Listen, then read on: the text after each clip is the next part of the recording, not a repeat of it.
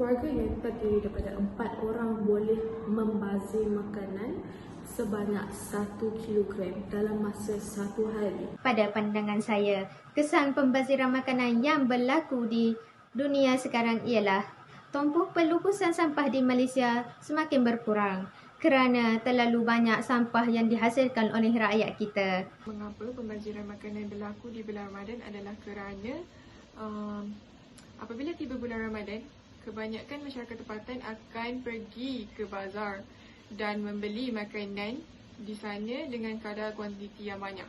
Sama ada untuk keluarga mereka ataupun untuk diri sendiri. Apabila makanan itu dibuang, bermakna kita sedang menidakkan atau mengambil hak orang lain yang mungkin boleh menikmati makanan tersebut. Hampir 1/3 daripada semua makanan dihasilkan di dunia dibuang atau dibazirkan dengan pelbagai alasan. Makanan yang dibuang akan dihantar ke tempat pembuangan sampah di mana ia akan membusuk dan menghasilkan gas metana paling penting paling kuat daripada kelompok gas rumah hijau. Berlakunya pencemaran bau yang mengganggukan kehidupan seharian kita. Oleh itu, kita hendaklah sayangi bumi kita dengan tidak membazirkan makanan kita. Kecuaian dalam menguruskan makanan, misalnya terlupa menutup makanan atau menyimpan makanan sehingga menyebabkan makanan itu basi dan tidak boleh dimakan. Selain itu, tidak mengamalkan perancangan yang baik dalam pengurusan menu makanan, pembelian dan penyimpanan stok makanan. Tanpa perancangan yang baik, pengguna cenderung terlebih membeli atau membeli makanan yang tidak diperlukan. Pada masa yang sama, pengguna juga menghadapi masalah dari segi penyimpanan makanan di mana makanan disimpan di tempat yang salah sehingga makanan rosak dan kemudiannya dibuang. Juga amat dibimbangi akan menjejaskan jaminan bekalan makanan. Selain itu juga, ia juga memberi ancaman kepada keselamatan makanan dan pembaziran makanan ni mengurangkan pendapatan kita. Faktor berlakunya pembaziran makanan adalah kerana sikap manusia yang gelojoh dan tamak dalam pemilihan makanan. Hanya beli makanan yang kita perlukan sahaja. Mulakan dengan amalan membungkus makanan. Apabila kita membeli di luar ataupun di restoran, kita perlu membungkus makanan tersebut dan bawa balik. Elakkan membeli makanan yang tidak diperlukan. Kita perlu beli makanan yang kita perlukan sahaja. Kongsi makanan dengan keluarga ataupun kongsi dengan mana-mana individu yang rapat.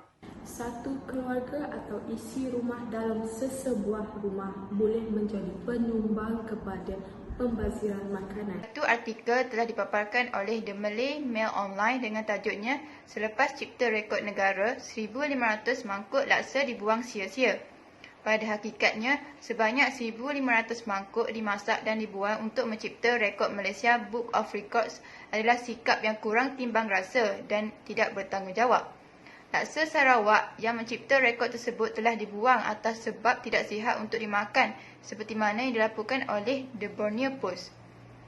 Tujuan aktiviti ini dilancarkan, tercapai dan berjaya direkodkan dalam Malaysia Book of Records. Juadah tersebut yang dimasukkan dalam mangkuk sedalam 1.3 meter mengandungi bahan asas hidangan popular itu. Pembaziran perlu dielakkan. Ambil peduli rakyat Malaysia untuk menangani masalah pembaziran makanan yang terlalu besar di negara kita. Kita perlu bersatu teguh untuk mendapatkan negara yang bersih dan sihat. Kita perlu bertindak mengikut keadaan dan jangan jadikan malas itu satu alasan. Jimat perbelanjaan, alam sekitar terjaga dan kita juga akan terhindar daripada penyakit yang berbahaya. Marilah kita sebagai satu rakyat Malaysia bergabung dan menentang amalan pembaziran makanan ini di negara kita. Oleh itu, kita hendaklah sayangi bumi kita dengan tidak membazirkan makanan kita. Kesimpulannya, semua pihak mestilah berganding bahu untuk memastikan masalah pembaziran makanan di Malaysia tidak akan berlaku lagi. Sekian, terima kasih.